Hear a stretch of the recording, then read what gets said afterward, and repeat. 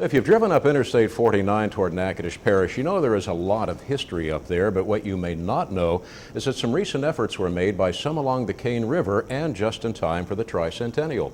News Channel 5's Sherman Dizelle finds out more on that in tonight's What's Right About Centennial.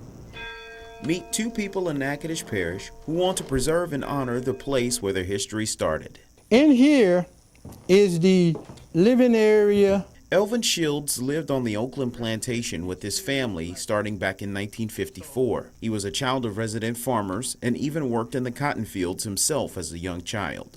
After retiring from the military, he returned to Natchitoches and now holds tours at that same plantation. You got maybe 2 or 3 girls, but you would have cots in here, which you basically fold up and moved out the way in the day for cooking. As a kid, he fabricated plantation toys. Made of wire, these figurines depict a daily life on the plantation in his time. I put together this display when I talked to high school students, elementary school students. Some of them never seen raw cotton before. He's determined to educate the younger generations about this part of Louisiana history. What I'm trying to do is bring it back to life by showing it any way I can. Not far away from Oakland is Melrose, a place that is significant for the Creole heritage, and it caught the attention of a filmmaker from the West Coast. My family roots are from Louisiana, even though I'm a native California girl. Kelly Jackson has been researching her Creole roots since 2010. After connecting with family members on Facebook, she devoted her life to finding out more. Well, the biggest piece of this story that means the most to me is Marie-Therese Coin.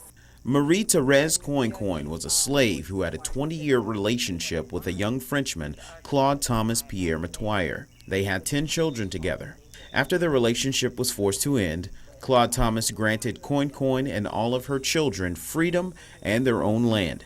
She later became an entrepreneur. So this is a woman empowerment story of coming from slavery to freedom and what she was able to accomplish in the 1700s. That is important in itself. This is the focus of Jackson's documentary in the works called Resurrection Fern. The tree that stands in front of the Melrose plantation, the fern that actually grows on it is called the Resurrection Fern. When it's dry, it dries up to it looks almost dead, but as soon as the water hits it, it resurrects itself. And that was important when I learned that. Melrose expert Betty Brown Rock is pleased with Kelly's efforts. I think more people need to know about it. A lot of people know, but not all over the world. Miss Jackson and Mr. Shields want to make sure that their heritage is recognized in the 300-year mark of Natchitoches. They feel that the stories born here affect the lives of people all over the world. I feel this is our history. And if you're looking for someone, don't go looking in Africa. Come to Melrose, Bermuda, look in the graveyards, at the headstones, and these plantations. This is where you're going to find your ancestors. Because a lot of our oral history has been diluted or missing today. So it's important for us to remember that and actually give them the honor that's due their name today. Natchitoches Parish history, another example of what's right about Central Louisiana.